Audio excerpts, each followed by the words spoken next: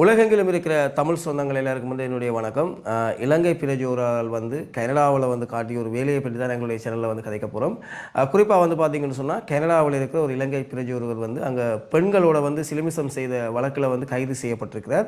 என்னென்னு சொல்லி பார்த்தீங்கன்னு சொன்னால் கனடாவில் வந்து டொரண்டோ என்ற இடம் நீங்கள் கேள்விப்பட்டிருப்பீங்க, அடிக்கடி பிரபல்யமான ஒரு இடம். அந்த இடத்துல தான் வந்து இந்த விஷயங்கள் வந்து நடந்திருக்குது. அதாவது டொரண்டோவில் வந்து யூனியன் ஸ்டேஷன் சொல்லப்படுற இடத்துல வந்து அதாவது பொது இடம், அந்த பொது இடங்கள் வந்து இந்த இலங்கையை சார்ந்த 45 வயதானவர் வந்து பார்த்தீங்கன்னு சொன்னால் பெண்களுடைய அனுமதி இல்லாமல் வந்து அவர்களுக்கு தெரியாமல் அவர்களுடைய விருப்பம் இல்லாமல் ஃபோட்டோக்களை வந்து புகைப்படங்களை வந்து எடுத்திருக்கிறார். அந்த புகைப்படங்களை வந்து சமூக வலைத்தளங்களில் வந்து பதிவிட்டு தனக்கு லைக் ஷேர் வர வேணும் அல்லது கூகுள் ஊடாக வந்து பணம் பெறும் அப்படியான இதுகளுக்காக வந்து குறித்த ஃபோட்டோக்கள் எடுத்து பயன்படுத்தி வந்திருக்கிறார். அப்போ இந்த செயற்பாடு வந்து நீண்ட காலமாக நடந்து வந்திருக்குது. இந்த செயற்பாட்டை வந்து சிலர் வந்து அவதானித்து அவர்களுடைய கருத்து முரண்பாடுபட்டிருக்காங்க. சிலர் வந்து அவரை தாக்கியிருக்காங்க. சில பெண்கள் வந்து அவரை தாக்கியிருக்கிறாங்க. அவர் அதை தாக்கப்படும் போதும் போல தாக்கப்படும் பொழுது கூட அவர் என்ன செய்கிறார், அநாகரிகமாக அந்த பெண்களோட நடந்து கொண்டு இருக்கிறார். அப்போ இப்படியான செயல்கள் வந்து நடந்திருக்குது. இது மட்டும் இல்லாமல் குறித்த ஒரு காவல்துறை அங்கே கனடாவில் இருக்கிற ஒரு பெண் காவல்துறையை வந்து அவருடைய அனுமதி இல்லாமல் புகைப்படம் எடுத்து அதை வெளியிட்டிருக்கார். இதுவும் சமூக வலைத்தளங்களில் வந்து மிகப்பெரிய அளவில் வந்து பேசுபொருளாக இருந்தது.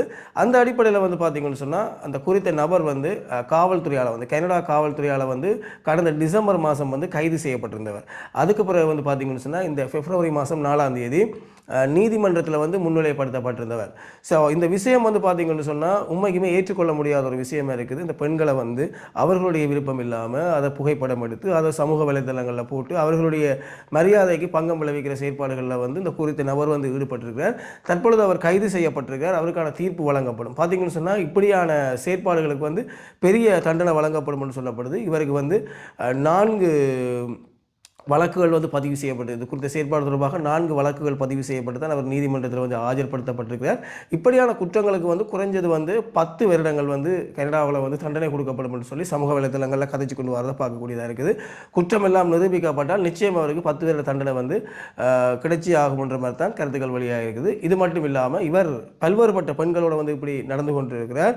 இப்போ சில முறைப்பாடுகள்லாம் கிடைச்சிருக்குது. அப்போ இவர் சம்பந்தமாக வந்து நிறைய பேர் ஏற்கனவே பாதிப்புக்குள்ளாக இருக்கலாம் என்று அங்கே இருக்கிற அரசாங்கம் வந்து கருதுது. அதனால் வந்து காவல்துறை வந்து பார்த்தீங்கன்னு சொன்னால் ஒரு மக்களுக்கு வந்து ஒரு அறிவுறுத்தல் ஒன்றை வழங்கியிருக்குது. கனடாவில் வந்து குறித்த நபரால் பாதிக்கப்பட்டவர்கள் யாரும் இருந்தீங்கன்னு சொன்னால் உடனடியாக வந்து காவல்துறையில் வந்து இவர் சம்பந்தமான முறைப்பாடுகளை வழங்க சொல்லியிருக்கிறாங்க. குறித்த நபருக்கு வந்து தீர்ப்பளிக்கிறதுக்கு முதல் வந்து அனைத்து முறைப்பாடுகளும் வந்து சொன்னால் அவருக்கு இன்னும் கடுமையான தண்டனைகள் வழங்குவதற்கு ஒரு வாய்ப்பாக இருக்கும். இப்படியானவர்களுக்கு வந்து பாவம் இரக்கம் ஒன்றும் பார்க்கக்கூடாது. என்னென்னு சொன்னால் ஒரு தன்னை பெற்றது ஒரு தாய், தான் ஒரு பெண் சௌரங்களோட பிறந்திருப்பார். அப்போ அவர்களை வந்து தவறாக புகைப்படம் பிடிச்சி, அதாவது பொது இடங்கள் இருக்கிறார்கள் வந்து அவர்களுக்கு தெரியாமல் வந்து புகைப்படம் எடுத்து ஏதோ ஒரு லாப நோக்கத்துக்காக அவர்களுடைய மரியாதையை இழிவுபடுத்துகிற மாதிரி வந்து செயற்பட்டிருக்கார். அப்போ இவருக்கு வந்து உச்சபட்ச தண்டனை வழங்கப்பட வேண்டும். அதுவும் குறிப்பாக இலங்கையை சார்ந்த நபர்ன்றது வந்து எங்களுக்கு ஒரு வெக்கத்தையும் மரியாதை குறைவையும் ஏற்படுத்துகிற செயற்பாடாக இருக்குது. என்னென்னு சொன்னால் கனடாவில் வந்து எங்களுக்கு தெரிஞ்ச எத்தனையோ தமிழ் உறவுகள் எல்லாம் இருக்கிறாங்க. அவர்கள் வந்து நல்ல விஷயம் செய்கிறாங்க, இங்கே இருக்கிற மக்களுக்கு உதவி செய்கிறாங்க, கல்வி படிப்புகளை வழங்குகிறாங்க, வாழ்வாதார உதவிகளை வழங்குகிறாங்க. அதே மாதிரி சிங்கள சகோதரர்களும் வந்து கனடாவில் இருக்கிறாங்க. அவங்களும் நிறைய உதவிகளை வந்து செய்கிறாங்க. ஆனால் அப்படியானவர்களுக்கு மத்தியில் வந்து ஒரு இலங்கையை சார்ந்த ஒருவர் கனடாவில் செஞ்ச விஷயம் வந்து ஒட்டுமொத்த இலங்கையர்களுக்குமே ஒரு அவமானத்தை ஏற்படுத்துகிற செயலாக இருக்குது. குறிப்பாக அவருக்கு வந்து அவருடைய குற்றம் வந்து நிரூபிக்கப்பட்டால் உண்மையாகவே அந்த விஷயத்தை அவர் செய்தவர் சொன்னால் அவருக்கு உயர்ந்தபட்ச தண்டனை வழங்கப்பட வேண்டும் என்று நாங்கள் கேட்டுக்கொள்கிறோம். நன்றி சொந்தங்களே, மீண்டும் ஒரு காணொலியில் சந்திப்போம். எங்களை வீடியோ பிடிச்சிருந்தால் லைக் பண்ணி சப்ஸ்கிரைப் பண்ணி விடுங்க. மீண்டும் ஒரு காணொலியில் சந்திப்போம்.